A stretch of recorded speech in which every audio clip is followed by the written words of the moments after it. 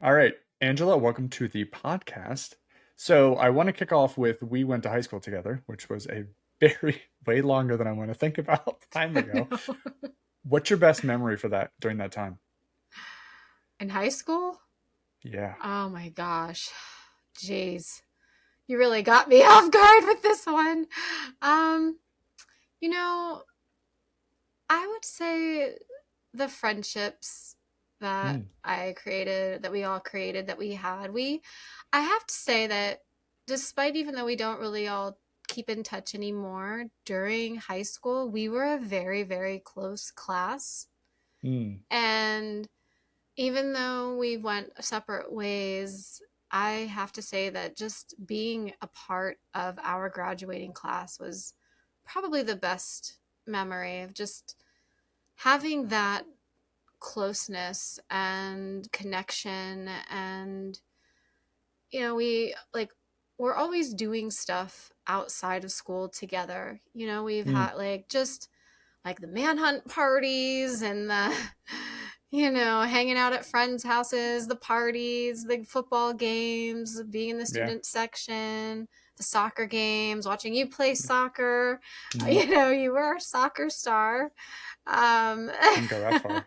but yeah, you were. I mean, it's just like dances, proms, like I don't know, I think it was just a lot of fun just being together. And Do you I think part would of that say was, sorry, do you think part of that was because I think it was only what, 160 something? I think we, 164. 164. yeah. So really small. Do you think that made a difference?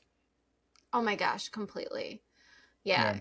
Yeah. Because when I went to college and I was asking, people about their high school experiences and sharing mine, I mean, they were like, yeah, I only talked to three people in my whole graduating Mm, class. Or the fact that I still kept up with friends after high school for at least the first, 10 years.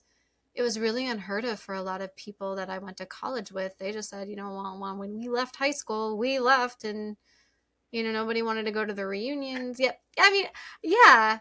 And I know like a lot of people, some people did in our class, like yeah. you, like left. And then there were also, there were some people, some friendships that I still kept up with. And, Mm, um, but I also think that like it just dependent for me personally. It was just, I had a lot of different types of like childhood memories mm, in terms of what I went through at home. So a lot of my friendships that I created in high school were like family. I've had a lot of mm, friends, parents who kind of were like second parents to me. So I think sure. that is one of the reasons why I may have had a different experience in high school than some, because Mm, my friends became more like siblings, like Takesha, for example. you yeah. know she still is my best friend, and Yeah, it's amazing. so it's like you're not even friends anymore. You're just you're blood Yeah. by friendship. Yeah, that's really good. Um, yeah, that's fascinating to me. And I think though, what when I tell people the graduating class we had of like 160 or something, it's fascinating to people for something like that Yeah. that is that small. And I mean, there was even schools smaller than us around us. Everything Benton was, I think, low 100s or whatever it was. So Yeah. I'm sure that that helps in that longevity.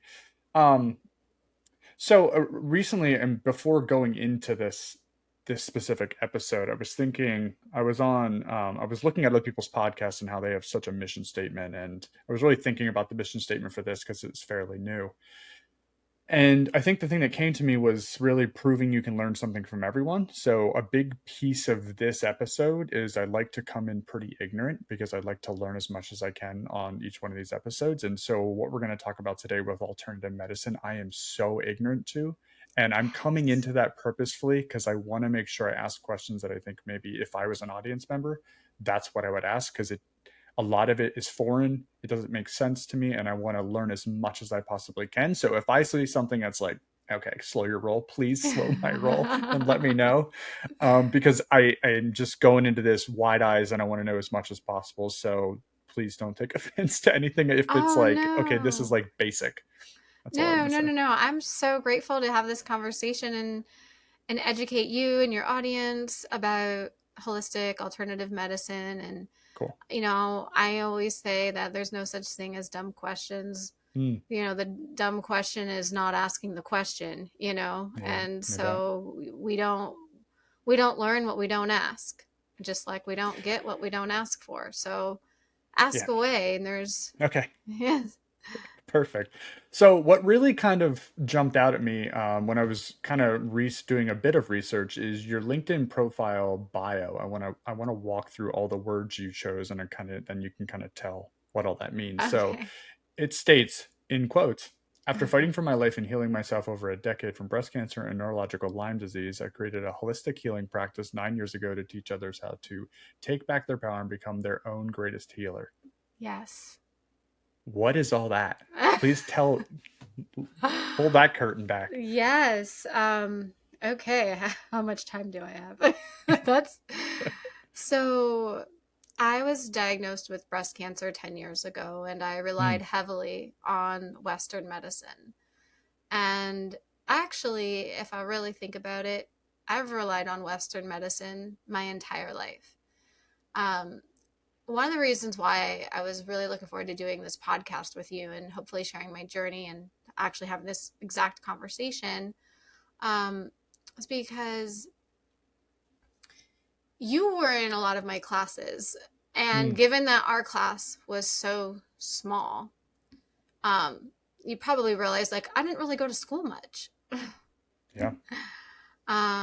And I didn't know that I had Lyme disease until 3 years ago. Whoa. So, yeah.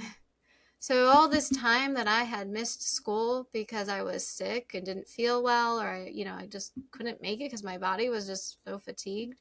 I found out that every time that like all of my issues um, were because I had Lyme disease. And we basically found out that I've had it since I was 5 years old, maybe before then, because I just Mm, always grew up as a very like chronically functional but chronically ill child. And so when I've relied on Western medicine up until I was 28. I got diagnosed mm, with breast cancer, and then Western medicine got me through the cancer. But after the cancer, and I had all my reconstruction surgeries, a whole slew of health issues came arised from between mm. the antibiotics. Luckily I didn't have chemo, but they put in implants in me, which I didn't realize had a black box warning on them. So that's a whole other Oh, wow. conversation. But the trauma and the stress from the cancer and my environment, I didn't realize that I was, it was like, great, they got the cancer, but here I am doing all of the things, and I'm still getting sicker and sicker and sicker. So, um, through that, I found a person that did Reiki, which is a form of energy healing. Mm, Energy healing is really important because it is the base and foundation of our nervous system. If our nervous okay. system isn't regulated or balanced, neither is our immune system, because the two work hand in hand. And Mm, what I found through doing session after session of Reiki treatments was that my nervous system was becoming more regulated, and therefore my immune system started to become more regulated, and my body started healing without any use of pharmaceuticals. Because at that time, I was so sick and severely ill that using pharmaceuticals were just making me sicker because my body was so weak, it couldn't tolerate the medicine. So it was like every day I was like going into the cancer center, or I was getting treated at Cedar Sinai, which is one of the best hospitals in the world, at in Beverly Hills. And all my doctors wanted to say was that it was just post cancer treatments and post cancer syndrome. And they really encouraged me to go on a plant-based diet. So I really started Mm. incorporating using food as medicine. And so, here I thought I was, I was doing all the right things, um, and utilizing the Reiki. And during that time, I realized that as my body was coming into balance and healing, that I had this revelation that this was part of my path. So I went from leaving the fashion industry, which I was in for 10 years at that point, Mm. and I switched over to starting my own holistic healing practice, and which was mainly just doing Reiki and like I would do Reiki with intuitive readings that I would receive from doing the Reiki. Mm. And so that was really helping my clients. And I did that for the first 6 years. And through that journey of evolution, I was getting more and more into my clairvoyance and my intuitive readings, and I was going more into like holistic life coaching, and I started combining the two, and I started focusing somewhat on nutrition and diet. But the problem was that I wasn't completely convinced that my plant-based diet, even though I wanted to believe it was so healing, I wasn't so Mm. convinced that it was a, an actual tool for my clients to use. So I didn't really encourage any types of diet changes. Like, I experimented with some other ketogenic and paleo diets, but I was so gun ho about my plant based diet and my, you know, being 90% vegan because I just couldn't kick Wow. chicken once in a while. I was like, oh, I would have like chicken once or twice a week, but other than that, I stuck to it and I did it the right way. So once that once I started, you know, doing that diet, I started noticing I was getting sicker, but again, it wasn't to the point Mm. where I didn't think it was anything like monumental, like, oh, well, I mean, I'm eating the right foods. It's just me. And then I went into like the paleo diet, Whole30 diet. I did that for about 6 months and then I started freaking out because I was eating too much meat. So then I tried to find a balance between the two. At the same time, I had just moved in with my boyfriend at the time and didn't know that he had mold in his house. And I didn't realize that the room that I had converted into my Reiki room was the main culprit in the house. And I had to get a surgery it was a weird surgery. It was that I had thoracic outlet syndrome and we had to remove this top cervical rib. And after that surgery, I guess from living in mold, well, I know for now it was from living in mold and the um, toxic, the relationship was also very toxic. Um, Yeah. but not knowing that I had undiagnosed Lyme disease, that surgery set me off to backbone. Like it was like when I had breast cancer and all of these mysterious health issues came about that I Mm. worked so hard to put into remission. It was like that times 100 because at this point I couldn't stand up longer than 5 minutes without passing out. The doctors removed my driver's license. Um, Holy smokes. they also, I had to train my dog how to walk me. They wanted to give me a walker, Wow. and I refused. I said no, I can't do this. This is too much. I don't want my brain to think that we're going to be using a walker. So I trained my dog instead. Because I just was determined not to let any of Yeah, this. sure. And I didn't know it was Lyme disease. And my food allergies just kept getting worse and worse and worse. And, at the same time, I'm thinking to myself, like, I've had a holistic health practice for 6 years. None of my tools are working. What is going on? I don't know what's going on. I have to find this root cause. I'm learning all about mast cell activation syndrome, which made sense. That was something that I believe I've had since I was a child because I've always had Mm. weird allergies. And um, it's just like I started putting pieces of the puzzle together first by myself, just by doing my own research and learning and unlearning. Um, and then it started to get really bad where everything I was putting in my body, I was having a reaction to. And I mean, I was going into anaphylaxis and Jeez didn't Louise. understand Lyme disease. Even though I had some clients that I had helped get through Lyme disease and mold, but I've never dealt with it that I had know of personally um, until like it was December 2020, and my mom was having a knee replacement surgery in January, and I was like, you know what?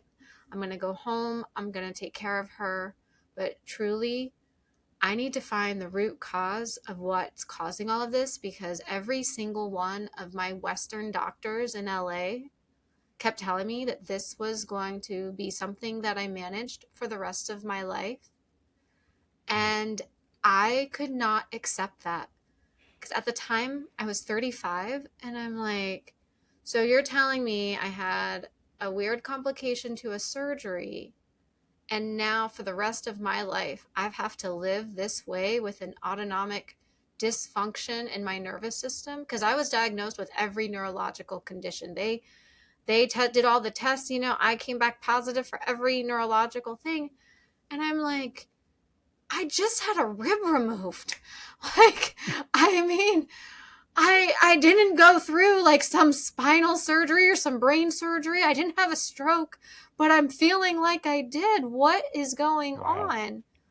And they just said, "Well, it's just your nervous system is damaged and we're really sorry." But I said, to me, like I just when you really know and you've created that self-awareness, I just like felt that like that intuitive voice in my head said there is something causing that and you need to go home. You need to go to the roots, your roots, to find the root cause of what's causing all of this. So I went home. Yeah, let me ask you a question with that. So, I'm such a rule follower, and it's so funny you mentioned this because I've seen other instances where people like push back on like the perfect example of this, where you have tons of smart people who are in the know, who are telling you one thing, and you are like, I hear you, but I am not on board with what you're telling me. Have you always had that? Is that in your family?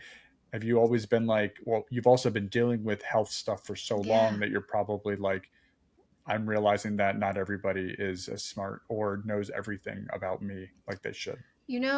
It wasn't until after my breast cancer diagnosis that I really started advocating because I would have never gotten the diagnosis of breast cancer if I didn't advocate for myself.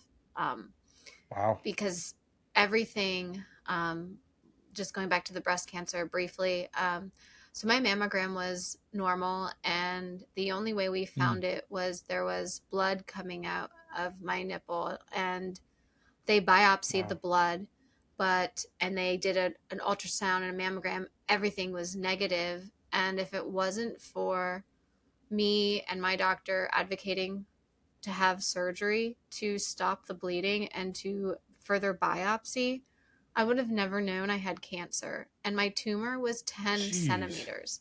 So once I realized that, I was like, yo, y- What are we what doing? are you doing? Are you like, I don't think that these tests are that accurate, and we can't just rely on blood tests and biopsies to make a Mm, diagnosis. And I was having a lot of other health issues just the year before I got diagnosed, as it was like always. Um, and it took them a year to figure out I had some weird stuff going on in my esophagus, which I found out was connected to Lyme. But it's like these doctors just wanted to keep gaslighting me as if like all mm, of this stuff was in my head. And I understand the emotional component. I really do. I've been doing this work personally on myself and professionally, but I also Sure. understand the nervous system. And I was going through going to therapy just to convince myself, hey, like maybe I am crazy. But then Mm, like maybe it is all in my head. But like I couldn't put it together, and to find out I wasn't, that's when I started to really question everything. And so that's part of going forward into like my healing practice. Like I want my clients to feel empowered. I lost my mm, power to the medical industry. And I believe that the Western medicine industry does have a place. I mean, sure. trauma, acute infections, um, maybe if you were just bit by Lyme, by a tick, and had Lyme. Um, if you've got an active infection, or you were just hit by a car or got in a car accident or something, like Western medicine all the way. But if you've got some underlying chronic health issues, Western medicine isn't really going to be able to find that, because it's Mm, like looking through a haystack, like looking for a needle in a haystack, trying to find what sure. is the root cause when you have so many symptoms that overlap, like Lyme disease, mold toxicity, trauma. They all have very similar symptoms, but which one is connected to which one? And how can we break that up and to look at people as a whole and not just by a part? And that's what I constantly felt like when I was going through my own healing journey with Western medicine. Was like every time I'd go to the GI doctor, they'd say, well, you should go to the neurologist for this. And the neurologist say, well, what does the Yep. cardiologist say about this? And it's like they all tell me to go to one or the other, but nobody has any solutions. Nobody's treating me like a whole piece. I just feel like I'm a car, and you're just parting me, like you're just taking Yeah. me apart here and looking at just that one part. So has Lyme's disease testing come so far in the last, oh my gosh, if it's been since you've been 5 years old, I mean, 20, I mean, 34 years, like, has it gotten that much better? That's how they found it? Or No, they just weren't I looking? never Or, looked. I was never tested. And here's the thing. So in California, um, I just went through this like 3 weeks ago, as well. I was there, but when I told all of my doctors that it was Lyme disease, every single one of them said, when I asked them why they never tested me for it, they said, well, it doesn't exist here.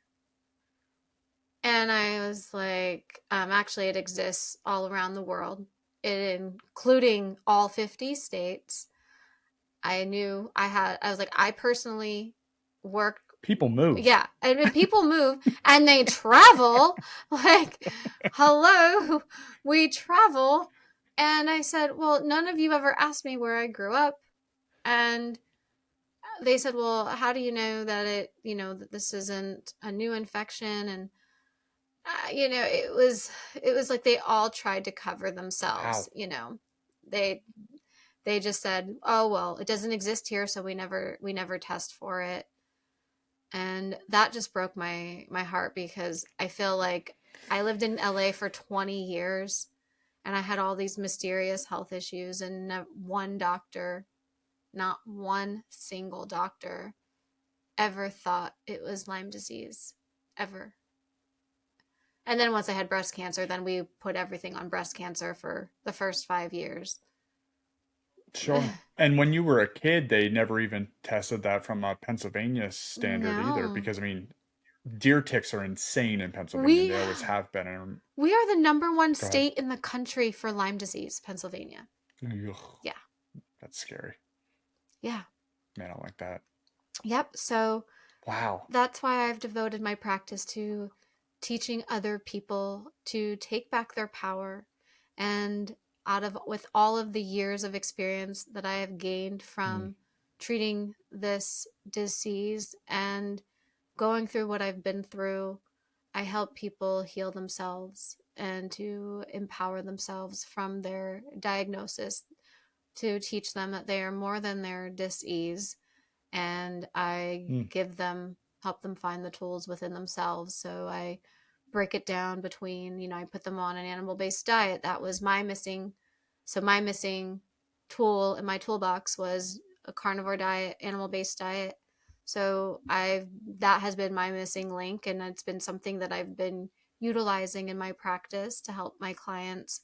And then I use an approach of combining Reiki and energy work with holistic healing approaches such as detoxing, creating, a strong foundation within the nervous system, utilizing food, sunlight, circadian rhythm, quantum healing, biohacking, dry You're gonna have to brushing. explain some of Yeah, these. yeah, I yeah. don't know what some of these are.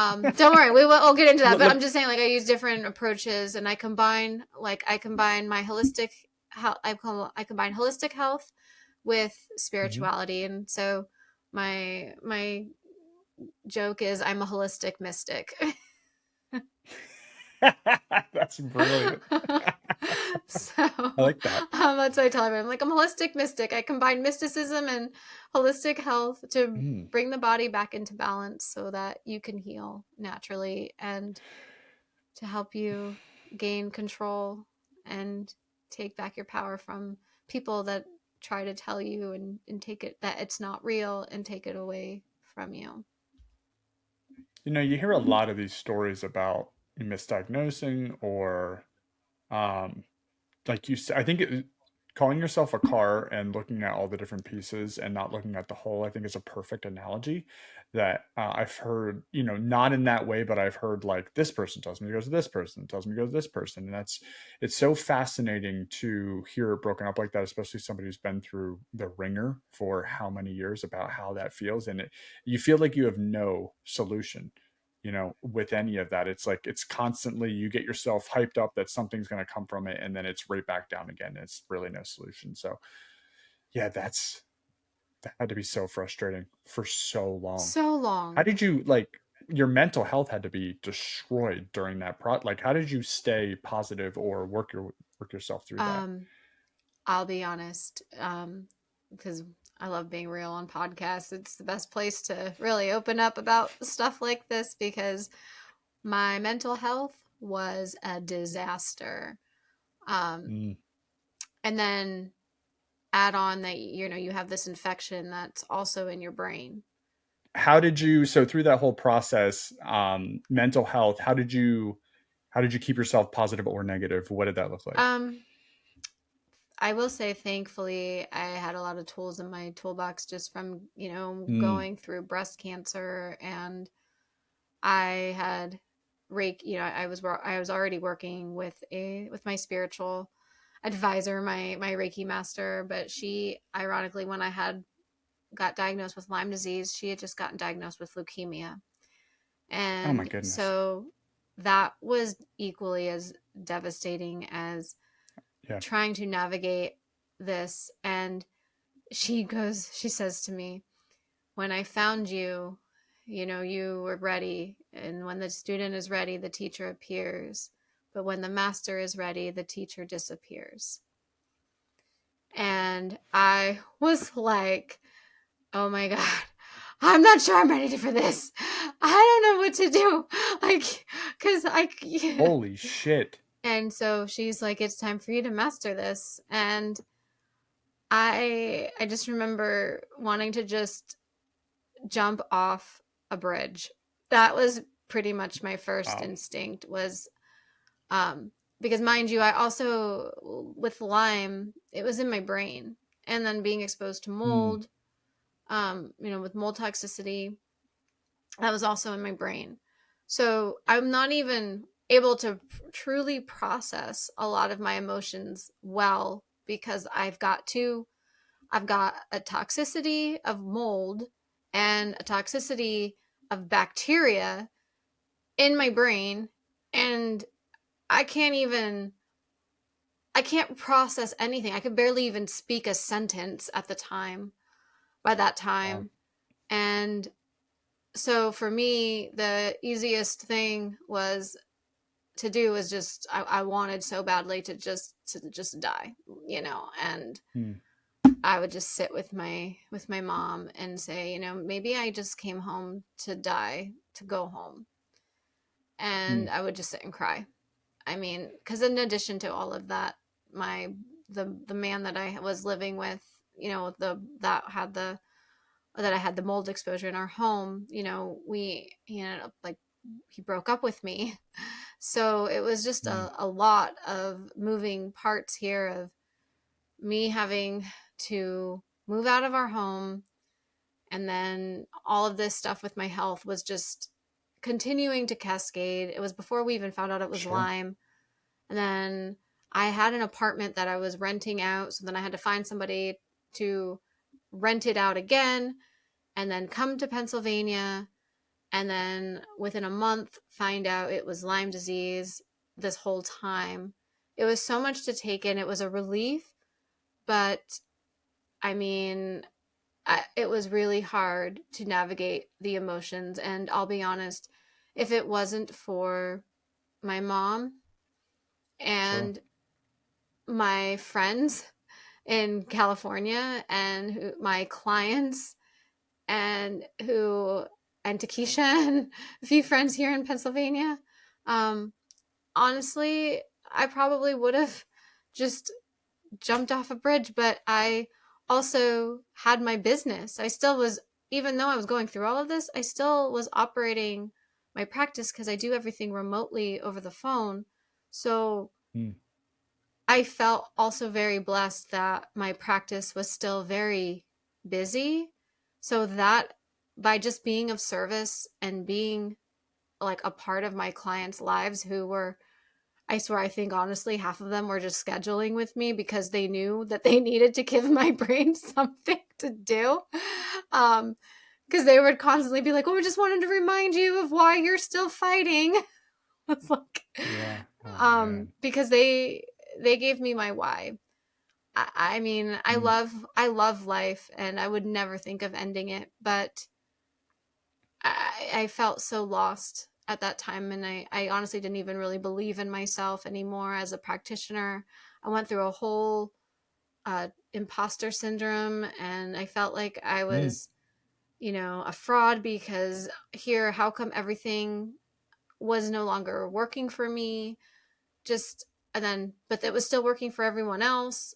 So there was Sure. just a lot. And I did a lot of inner work. I allowed myself to just feel and heal, and I went to yoga, and I did a lot of rituals where I would just write down my emotions and burn the paper, and cry and pray. I mean, honestly, I prayed a lot. I mean, Mm. getting back to my faith and meditation as much as I could, and just really owning. I think the biggest thing that helped me was just owning my emotions and not being ashamed of feeling them. That's deep. Yeah, that's a tough piece, especially when you're going through stuff, and if you're going through imposter syndrome and everything that you had stacking up. Being able to talk out loud to people that actually care about that, I'm sure was extremely beneficial. Yeah. But when you're going through stuff like that, I know if I was sick like that, I'd want to, you almost want to hermit in. Yep. Or if I have a work experience that, like, you screw something up, you want to hermit in, don't tell anybody, I can figure it out myself. So yeah, that had to be, man, that had to be a huge fight. It really was. And Wow. I also am grateful because I had, a family friend who also is struggling with Lyme. And if it wasn't for him, I would have never even went and gotten tested. But he just happened to call one day, like within Wow. 2 days of me coming back to Pennsylvania. I was just getting done eating, and I went into anaphylaxis after, once again. I mean, this was like anaphylaxis episode 100. Mm. And my mom was talking to him, and he asked her if I'd ever been tested for Lyme. And she's asking me this as I'm having this reaction. And I'm just like, is this really the right time for you to be asking these questions? Yeah. And Yeah. I was so resistant to even getting tested because I just was like, I've lived in California for 20 years. I didn't understand Lyme disease. I didn't understand how it could lie dormant and wax and wane in your body and the Mm. havoc it could do over the course of time. And he kept telling me, well, you were raised here, you were born here, you grew up here. Wow. And so I, not willingly, I mean, it was like he drug me through this process of What a friend. being like because he knew that I wouldn't, I was not in it, and I was not about it. And he said, okay, well then bet me, because I'll never turn down a bet, but I'll turn down, if you tell me what to do, I'll turn it down, but if you bet me, chances are I'll do it because I want to win.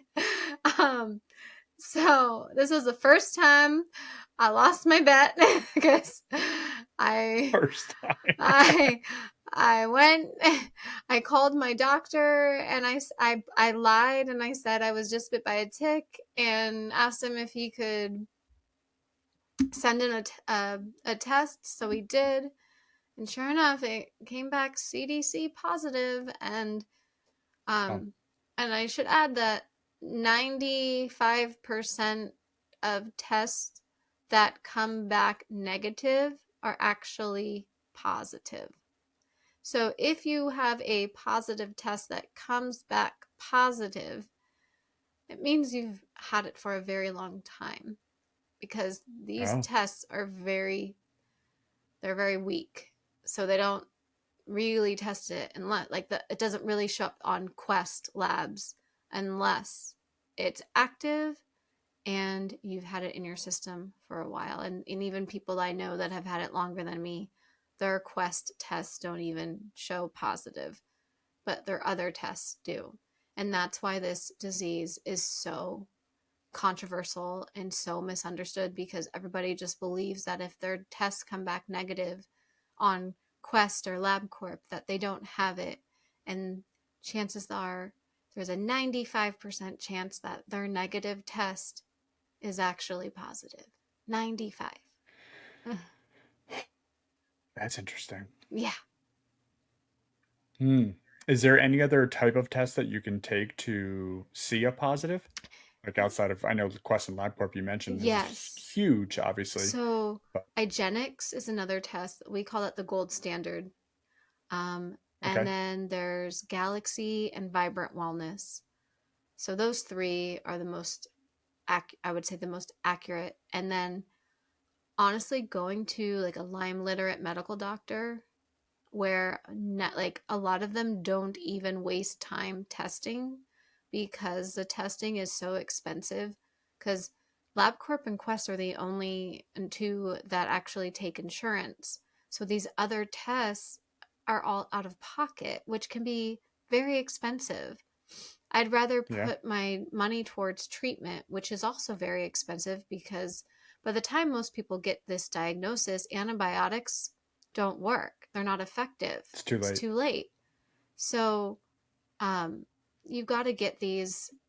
The doctors want to treat because they know that their treatments are going to be way more expensive than the testing, and given how long you've had it, will be how much longer.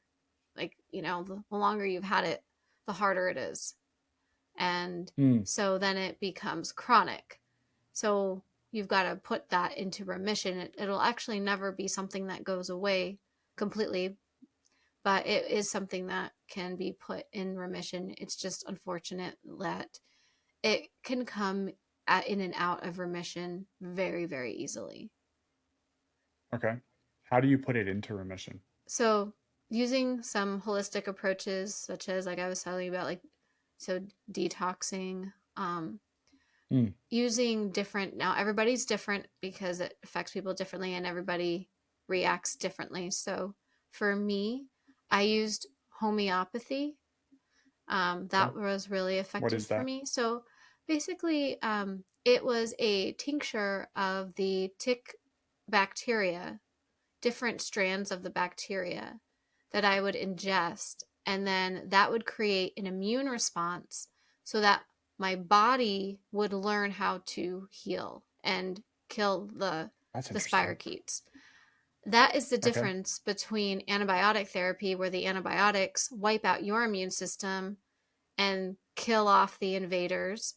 However, what happens is then kills off everything, and then your body Right. and your immune system are struggling, and your body has to rebuild itself.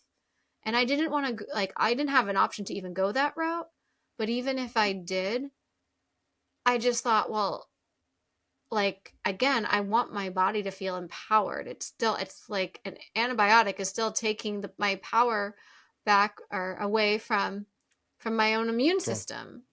So this way that I did this treatment that I did was 30 weeks of treatments. Well, 60 weeks Mm. total, because in addition to Lyme, I also had co-infections. So I had Babesia and Bartonella. I didn't test for any other co-infections. I may have had those as well, but we didn't test because, like I said, testing gets very expensive. Yeah, sure. So I just thought, well, if I'm treating one bug, even though they're all slightly different, I'm treating my immune system, and that was my goal, was to, because if you can treat your immune system, then it doesn't really matter what you're fighting off. Your body is you're teaching your body how to fight again. And so whether it's Babesia, Lyme, Bartonella, mold, you're Sure. giving yourself the opportunity to heal yourself. And Mm. that was the thing that I struggled with a lot, because growing up, I was on antibiotics all of the time. They were just wiping everything out every single Yes, time. no wonder I was always sick and not feeling good. And if I had Lyme, it's just all those antibiotics just gave the Lyme more opportunities to infect me even more. Mm. Yeah, it's antibiotics have really come in probably the last couple of years. So I remember when we were kids, like that was the solution for everything. And I think Everything. now people are way more understand the harm. It's almost like the last resort. You want to go to antibiotics. We were kind of doing that way before, just to stop Yep. everything. We gotta, like you said, we're losing the ability for our bodies to defend themselves. That's fascinating.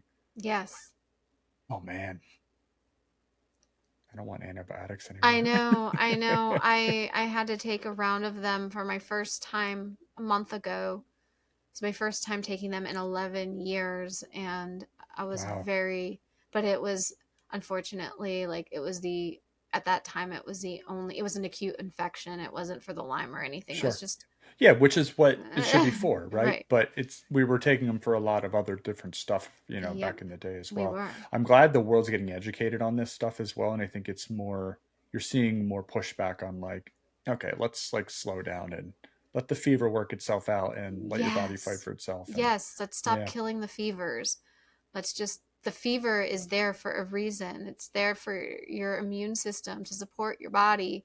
I mean, clearly if you're having, 105 fever, there's a different story, but allow right. yourself to have these fevers. I mean, one of the treatments I looked into to treat the Lyme was hyperthermia, which is basically Get out. you go into a chamber and they increase Yep. your body temperature to like 108 degrees, and you hold this Mm. fever for 30 minutes, and then they take you out, and because the heat boosts your immune system to kill the spirochetes. It was like, I think it was like a $30,000 treatment, so I didn't do it. Oh, But when you're that sick, of course it is. when you're Yeah. that sick, you're willing to do whatever it takes. Are you an ice bath person? So, um, I am, but I'm not. If you're Okay. What healthy, does that so mean? if you are healthy, I say go for it. But if Okay. you have some sort of chronic illness where you have maybe Lyme disease or adrenal issues, especially if you have like some sort of, like, if you have like Hashimoto's or some thyroid conditions, I don't recommend doing ice baths, Mm. because that adrenaline dump on someone who has taxed adrenals, Mm. sure, maybe the first couple months, you might be feeling amazing because you're running on adrenaline. But if your adrenals are taxed and you keep doing it, it's just going to tank your adrenals even more. So I really, when Fascinating. I, like I said, everybody is so different. I Yeah, really, sure. you know, question this cold plunge trend because I really Yeah, it's wonder. like all the buzz right now. Yeah, because I really wonder how many people are doing it because they're fatigued and it gives them energy. But I'm wondering, let's look at why are you fatigued? What's causing you to be fatigued? Because if you've got fatigue, chances are, you've got high cortisol, or you might have low cortisol. There's so many different spectrums. And I always say, let's look at your hormone health before you start jumping in cold plunges. Interesting. So it's almost like it's a balance constantly to figure out, your body balance of what's going on, whether it be hormonal or, oh, I don't know if I ever I personally feel think, like I want to get off Red Bull. yeah, well, and honestly, to be honest, a lot of this is, I target a lot of this towards women health too, because we have Sure, more hormones than men, so we've got to be a little bit more careful where I think, and sure. strategic, I think, whereas with men can get away with it a little bit more so than women, depending on where, I mean, but Makes everybody sense. has a different part of their health. Like I said, I Hmm. mean, if you're like, I'm feel pretty good overall, then I don't think a cold plunge would hurt you. I think it would help you.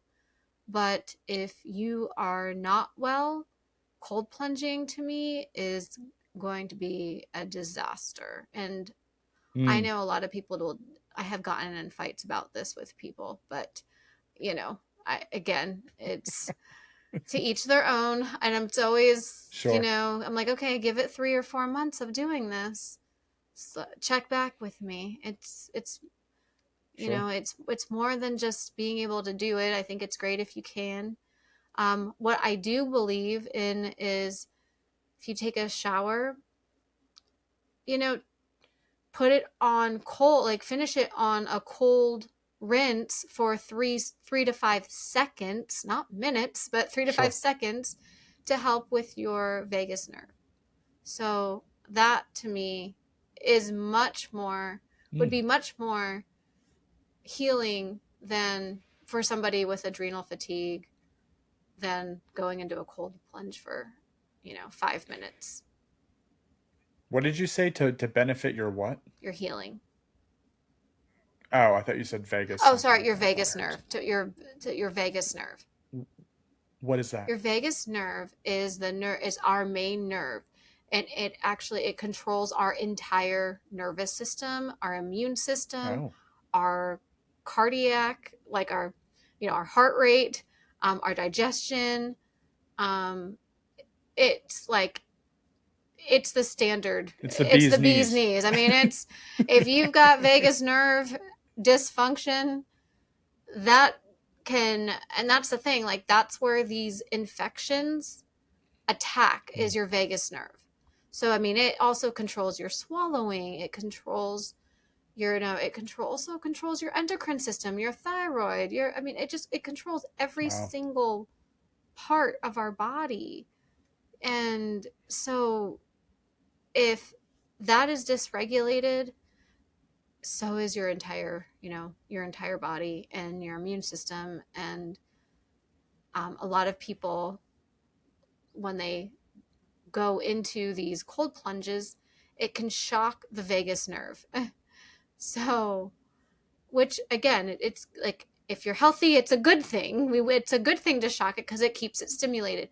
But if you're not so healthy, and it's kind of like if you have a broken, like, say you like a stick, right? Like if a stick is broken Sure.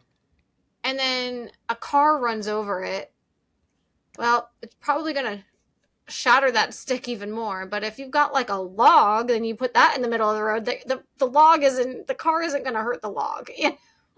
Right. Sure. So it's probably not the best analogy, but I'm just trying to give it as an No, you're good. example of If you have a vagus nerve that's damaged, putting it into something like that is not going to help it. It can very much hinder it. Mm. Yeah, that's You want to good. heal I it don't. more. This is all totally new to me as we kicked off. So I want to get into some of the things that you have as your profession Yeah. because I don't understand all of these words. So, take me through what is a Reiki session? Like what does that look like for someone who's never experienced one? So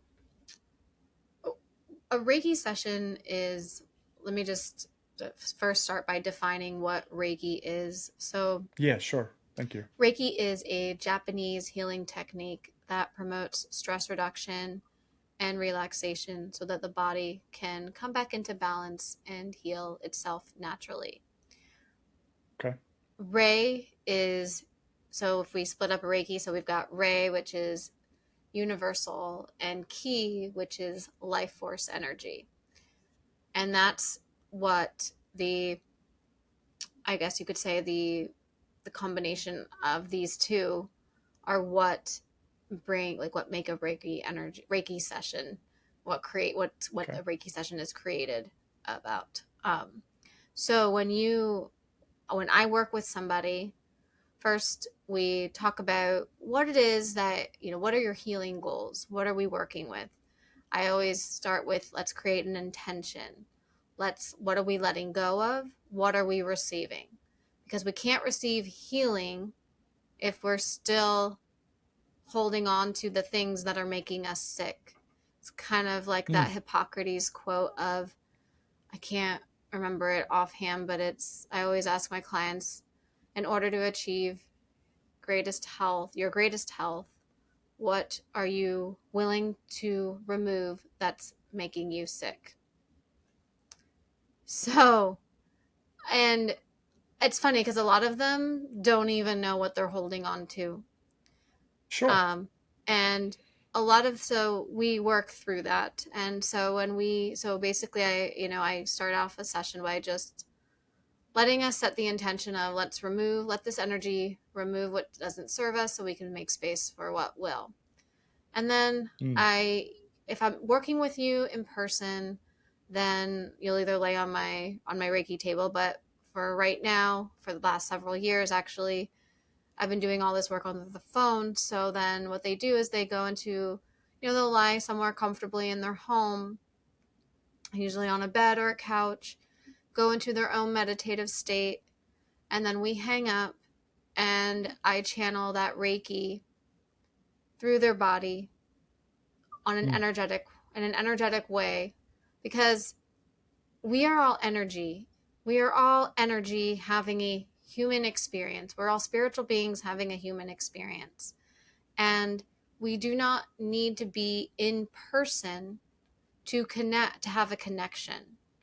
And so with this session and with Reiki, it allows me to connect with you on an energetic frequency so that I can work through you. I also work, like I said, I do work with your spirit, so I might get a little woo woo right now, but I work You're okay. I work a lot with different realms and, like, on the other side. So I'm working with your spirit guides, maybe some angels, maybe Mm. some quantum physics, if some people that are more scientific based that maybe aren't so spiritual based. It's all quantum physics.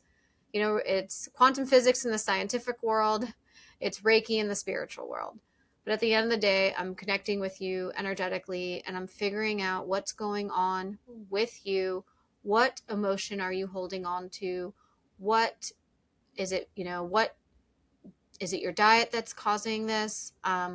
What's going on? Where are these emotional blocks? Where are these stress blocks? What traumas are you still not surrendering? Because we store everything. Our body has memory, and we store everything in our body like a computer, and we don't even know it's there. And so we start acting out. We might, like, our body will start acting out subconsciously, and that's why we can have these infections come up and not understand, well, what was the root cause. Well, you may have had some deep dark trauma that you haven't tapped into, and it's making this so much more difficult to treat because you've got trauma that's also affecting your nervous system. So after that hour, I will call you back on the phone, and I will go over everything that I felt. So all of your emotions, I Hmm. kind of give you like a general reading of your energy of what I felt. Um, and then I create a plan. We create a plan together of how we're going to heal together and remove some of this excess stress, trauma, dis-ease, and help you come back into balance. And Hmm. because that's what disease is. I mean, it's really, disease forms because the body is diseased. It's not at ease. There's an imbalance in it. There's, Gotcha. when your frequency is low, your body's more diseased, and therefore illness can set in. If your body's vibrating at a high frequency, your immune system is much stronger, and you're not going to get as sick. So it's a balancing act. You've really got to let go of this stuff that's not serving you, so that you can elevate high in a higher frequency to keep your immune system more regulated and your nervous system in balance.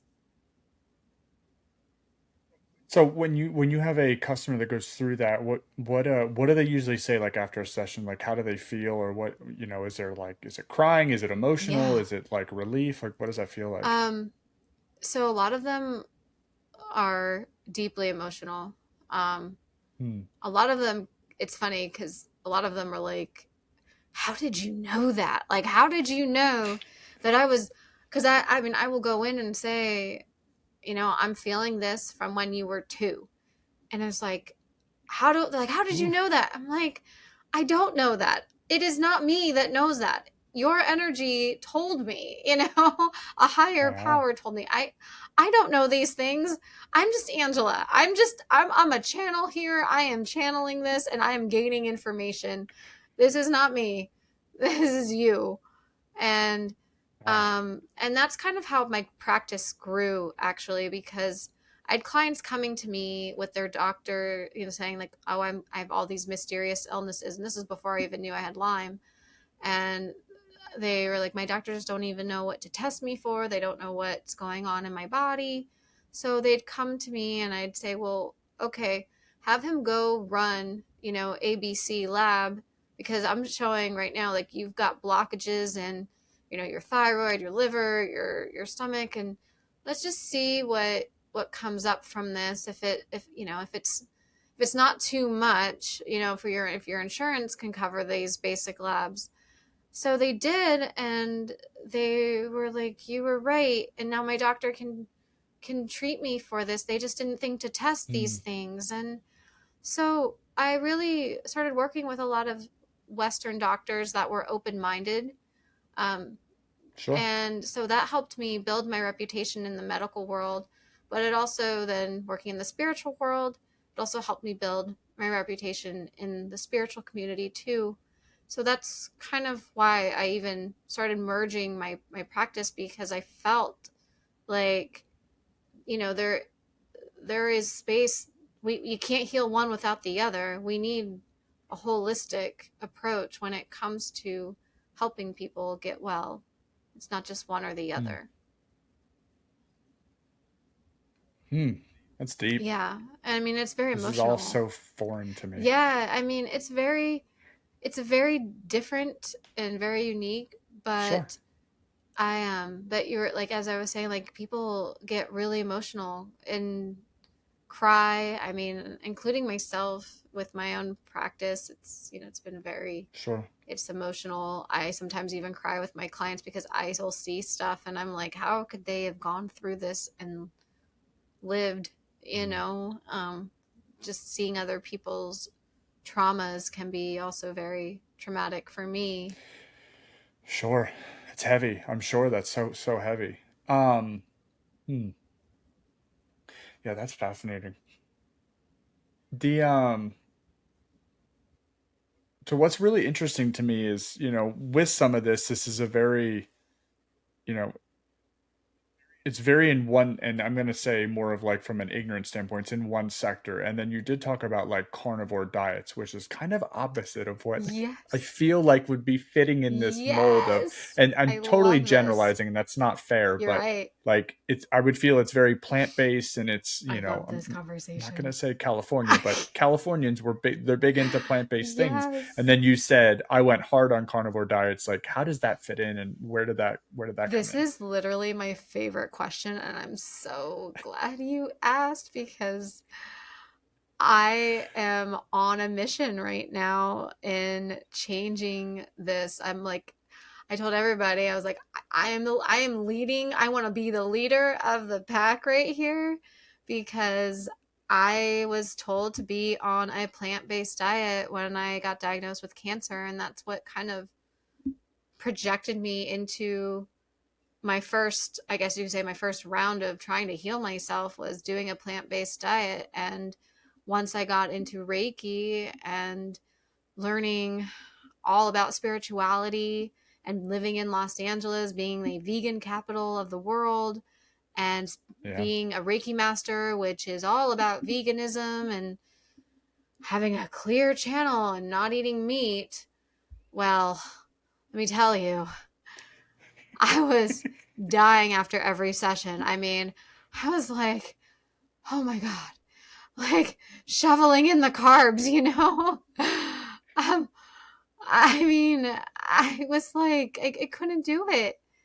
And um, so there was so much, like I was saying, like earlier about unlearning and learning, because even though I was feeling this, I felt like if I do this meat diet, even though I was the only thing I could really digest was meat, I felt like I was doing myself a disservice in the Mm, community. Like, how am I going to get this approach across? How can I be a Reiki master if I'm only eating meat and I'm not even eating vegetables anymore? Like, I mean, I already ventured with the plant based or the paleo and, diet, and I felt guilty about that, and now I'm going to be eating a lot of animals.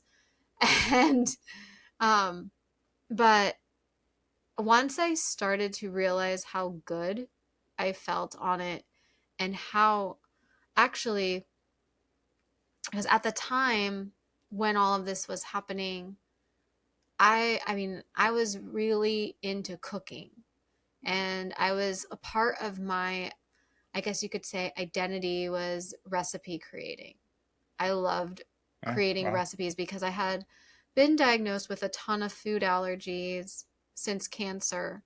So part of my branding of my practice was like creating recipes, like living with like a living without, but not knowing that you're living without these ingredients and finding Sure. substitutions and creating recipes around it so you wouldn't even know that, like you wouldn't know that this was a gluten-free brownie, or you wouldn't know that this entree that I made was gluten-free, soy-free, dairy-free, because Right. you wouldn't have even known because I worked so hard on creating that, bridging that gap.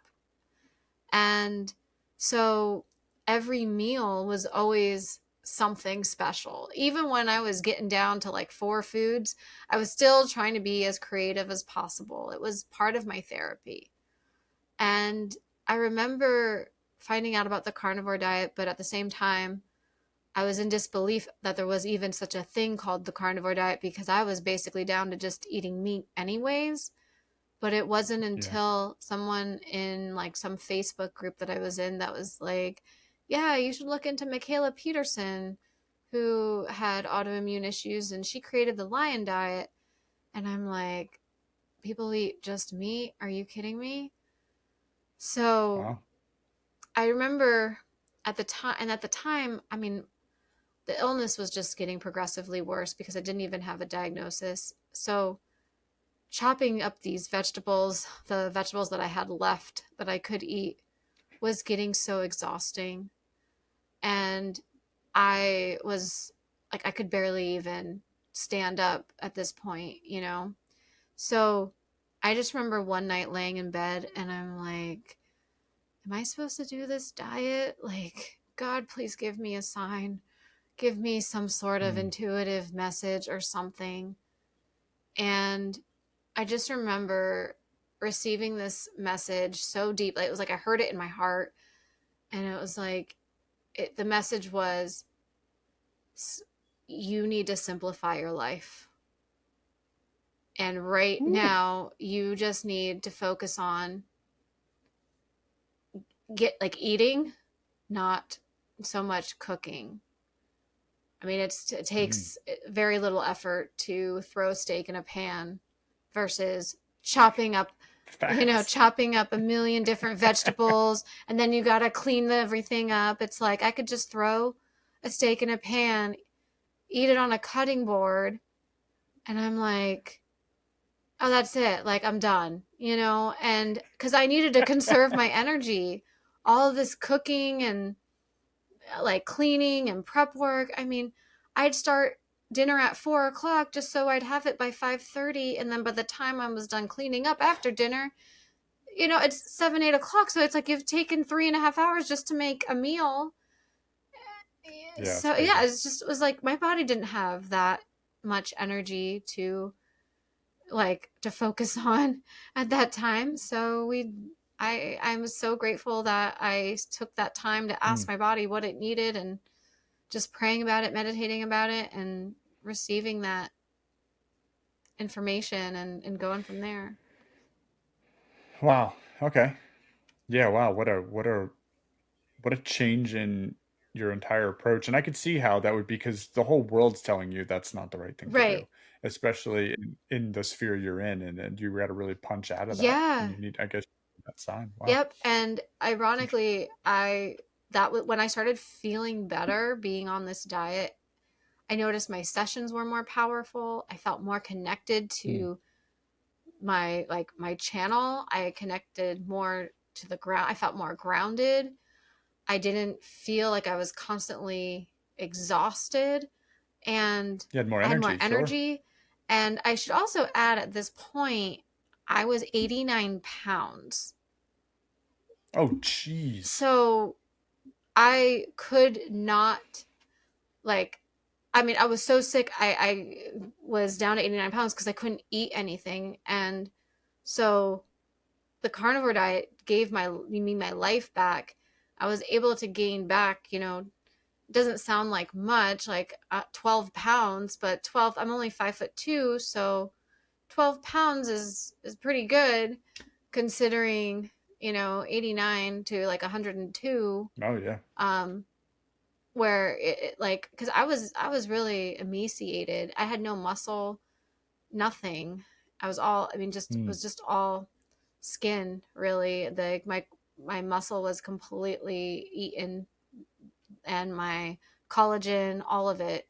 So Wow. it was a very scary time, because I didn't feel like Yeah. no matter what I did, I couldn't gain weight. And the things that I could eat before I switched to carnivore weren't giving me adequate nutrition. So it didn't really matter how much I was eating, the bugs were eating it. So it wasn't really Wow. until I switched to eating only red meat. So I only eat red meat. I only eat beef, goat, veal, lamb, um, venison, since I've been in Pennsylvania, lots of venison, Hey. and bison occasionally. And that's what I Okay. what I live on. And then I eat a lot of beef fat and beef tallow. I eat organ meat and Redmond's salt and water, and that's it. Hmm. That's all I eat. Some people would call that heaven. It is. It feels like heaven, and I have to say that Sure. because I feel like for the first 30 some years of my life, even I was living in hell on earth, and Hmm. the diet, even though I had to do so many other things, the diet is what brought my foundation. It created my foundation. It's what helped me heal profoundly before I Wow. could even start my treatments. Because I was so sick, my doctor was like, nope, I can't even give you anything. You need to get healthier before I even treat you. Wow. So I want to. Wow, that's a crazy, crazy story. I mean, just and it's been going on for so long. That's what's so. I think that's what blows my mind the most is since you were so little, you're just an uphill battle, and then you finally found a foundation that only a couple years ago. And Yeah. I'm assuming we're the same age, around Yep. 39, and it's like that's a long time to be punching up Yeah. constantly for that long. Yeah. It's exhausting. And, I feel like my childhood was robbed because I know that I missed Mm, out on a lot of things because I was sick. And I always felt, like I could always feel, even though when you're a kid, you can't really process that. But like when I'd go to birthday parties or sure. sleepovers and my body wasn't feeling right, there was really no way to articulate it. So I would often just sit out to the side while everybody was playing, and just kind of sit and Yeah, talk it's to traumatic. the adults at the party rather than play with my friends. And then of course, your friends are like, why isn't she playing with us? Does she not think we're cool? And it's like, actually, Yeah. my body's just being weird and I don't know how to talk about it because I'm only, 10 years old and don't know how to put that into Right. words. Mm. Yeah, that's really sad, actually. And you're right. When you're that age, you're just processing the moment. But then when you think back on it at an older age, you're like, "Holy crap!" Yeah. Yeah, I can see. Rob's the perfect word for that. Yeah. Oh, it makes me sad. Um, so going back to your practice side of things, I have everything you do here, but you want to give kind of general overview of all the things that what you provide, what you're really into, how you help your current clients. Walk me through some of that. Sure.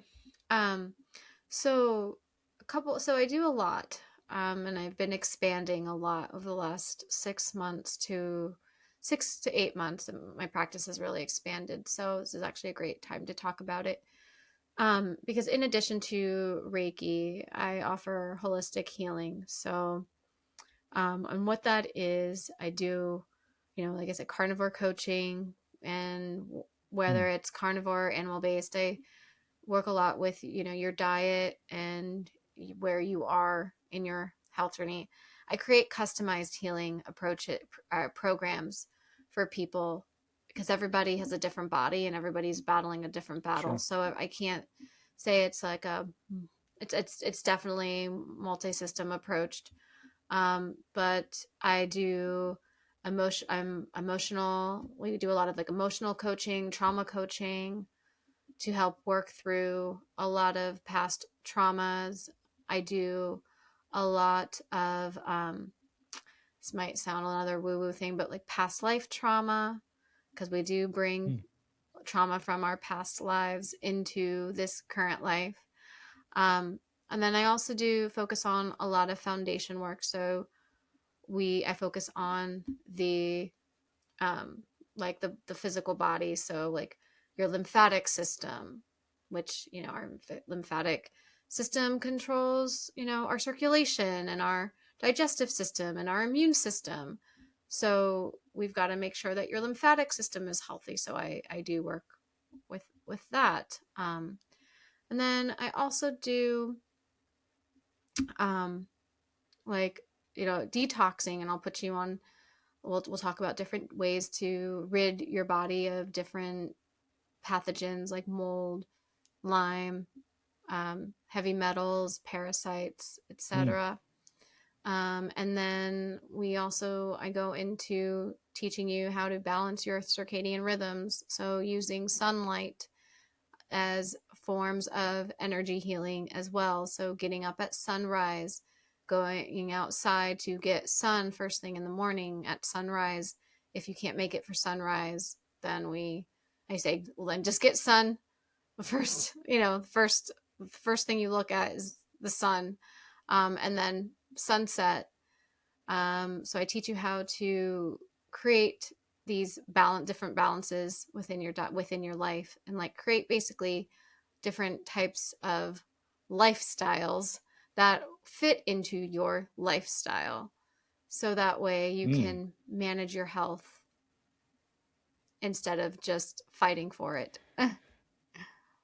Yeah, well, that's really good. Where can we find what you're doing? Like, where can people go to check that out if they hear something that's intriguing? Yeah, so you can find me on Instagram. I have two Okay. accounts. They one is meat based medium. And Mm. then the second account is Angela Lerro. I went with my high school name, Angela Lerro. Hey. Angela Lerro 28. They can Okay. find me on LinkedIn, and Mm. I started a YouTube, but I have not posted anything yet. But there is a YouTube channel that is coming in the works. There's also a website that's in the works as well. I just Nice. have somebody creating that as we speak. So, and once I have that, I can give give you that information. But Yeah. Yeah. Absolutely. No, that's yeah. Um, or they can even email me. that's Yeah, no, that's perfect. And obviously when I do these clips and everything, I'll make sure to tag you and I'll put all that stuff in there. But I wanted to make sure that you got that out. But when going through this, like, obviously this is very emotional for people and what you're doing and how you're helping them. What is a moment that comes to you if I ask you, like, what's the proudest moment you've had in this going through this thing and helping other people? Because obviously you've been through so much with yourself. What is a moment that you can recall that really makes you proud of what you're doing and how you're helping, trying to help other people? Has anything come up? I have about three I could talk about because they're very Okay. synchronistic. So since I've been on this journey and I've been helping a lot of people with this condition, sharing my story has helped me get my story through so many different channels, and I've had a lot of people reach out, and hearing their story was Mm, as was like the first thing that has been so monumental to me, because even though I might be, on the other side or in a better place, there was a time where I really felt like I was nuts. Like maybe it's just me. I feel so alone. Um, mm, and every single day, I mean, like I said, like my practice completely has shifted towards this community. And the more stories I hear, just brings me so much emotion, because it's like now I know that I'm not the only one. Like, and it makes mm, me sad that there's so many people out there suffering that are getting the same, treatments from their doctors. And so it makes what I'm doing even more, like, it makes me so happy and makes me so proud. And like, because I'm like, I don't want anybody to suffer and go through what I did. And I don't want them to have to go through it for as many years as I've had to. And so when I see my clients getting well within the first, 3 months of us working together, and like I had a client who, when I talked to her, I thought, am I talking to myself? Like I felt like I was on the other line having a conversation with myself. And when she was telling me, she's like, I can't drive anymore. And mm. I've been, like I said, I give everybody like, I have so many different tools in my toolbox now, but to be able to share these tools and to give them these tools and seeing them apply my method, and then for them to, call me and tell me, hey, I just drove for the first time in 2 years. Wow. It's like, Yeah, it's like you just like want to cry because I mean, and I don't take any credit for this because like they did it, but it's just it's like this moment where you can just like sit with that, and it's hard not to feel so much gratitude for what you've been through. Like I truly feel like all of this, even though I could, it's like I could take two routes. I could be the victim or the victor, and I refuse to be a victim. Whew. And so to be able to say, okay, well, I could look at this whole experience and say this sucks, and sure, I had my moments, but it is a true gift to be able to take what I experienced and share it with someone else Yeah. who's struggling and see them heal much quicker, and than I have. I mean, it took me, 39 years to figure out, and I can share that with somebody and they can get well in, maybe 39 months, or 30, like Yeah. 39 days, they can move the needle. So that, I think, like, it's so hard to say, like, because there's been so many moments, but it's those Mm. moments that give me that one moment for me to say thank you, Lyme. You have been my greatest teacher, my greatest gift, Ooh. and my greatest experience to be able to help people, even though I wish I didn't have to go through this. um, Yeah, I'm sure. grateful Mm. I could use this experience to help other people. Yeah, that's really good. I mean, huge, even just to keep pushing, like you said, whether I'm going to be a victim or a victor, I think a lot of people, I mean, I couldn't imagine just the constant two steps forward, three steps back, two steps forward, three steps back, which is, most of what you went through. That had to be, yeah, I mean, just massive props. And then wanting to be able to share that journey to help people, like you said, just speed up the process because you're giving them their life back at a faster pace than what you were allowed to do. Yeah. That's extremely amazing. Wow, that's really crazy. Thank you. Um, if you could go back and tell grade school Angela Lerro three things, what would you tell that Oh my person? gosh. Oh, I need a minute because it's funny, I think about this all the time, but I mean, the first thing I would say is it's gonna be okay, and I'm here for you. You are supported, Mm, you are loved, and you are going to do great things.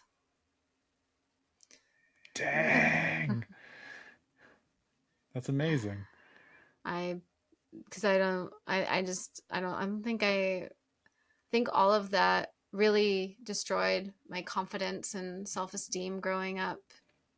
And I like look back at all of the ways that I saw like how inflammation affected my body and my own personal image of how I viewed myself, and Mm, um, the way that I was chronically ill and the way I felt so different. Even though like I had like I don't think I didn't. It's not like I struggled for friends in school, but I always just felt that like I just always felt like the different one, but I couldn't put my mm, never could put my finger on why. And it's like I wish I would have known what was causing it, but now I do. And I wish I could like tell her, I wish I could have told her what it was. And that, I mean, like I wish I could have just said, "Hey, this is what we got to do," and I'm sure she would have went for it. yeah, no doubt. Yeah, that is that's some deep stuff there. Um, well, holy smokes.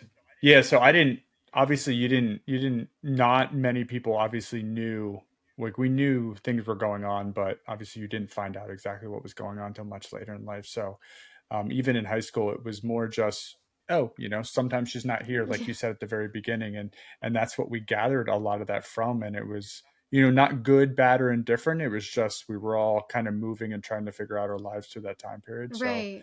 um, Right. yeah, I mean, just once again, go ahead. Sorry. Well, I was saying you sat behind me in Spanish class in first period. Spanish class.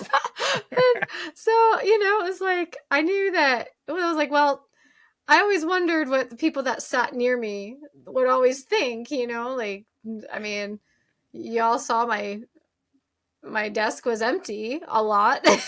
Yeah. Yeah, and it's so interesting because you wrap yourself around a lot of that when you're a child, but we were all so insecure back then, Yeah. right? And trying to figure things out that we were just so wrapped in our own bullshit that we didn't even realize Right. most of the time what was going on.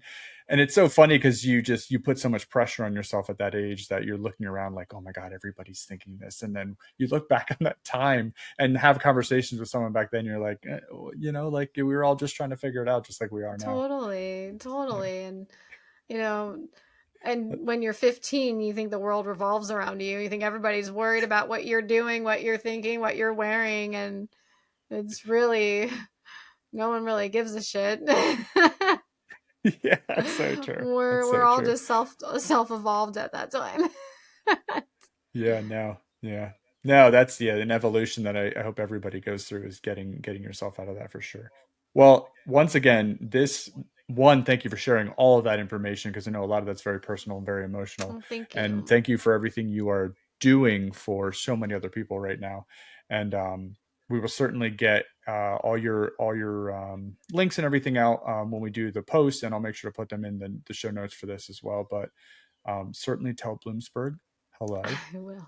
from any of us that are out there, if anybody's listening else from Bloomsburg. But thank you for one taking a leap because this is a fairly new venture for me and taking a leap to come on. I appreciate anyone who's like, sure. Most people tell you not to go on new podcasts, so they don't know when they're going to die. So I'm going to keep this going for everybody who's been on. I love it. So thank you for coming I'm on. so grateful, Brandon. This has been so wonderful. I'm so honored to be a part of your new venture. And it's been an Ooh, thanks. amazing conversation with you. I really appreciate you allowing me to be so open and inviting me here and sharing about my journey and my practice. So I just have so much gratitude and just so much joy and excitement for you and for your new journey, and can't wait to see where you go with this. I think I'm with you there. I'm not sure where it's going to go. Well, thank you again, and Angela Lerro. And you want to plug again your practice and what you're calling it officially. Oh, there's really no practice name. It's just but I you can find me on Instagram on Meat Based Medium. You can send Okay. me an email at thearchangel.la@gmail.com.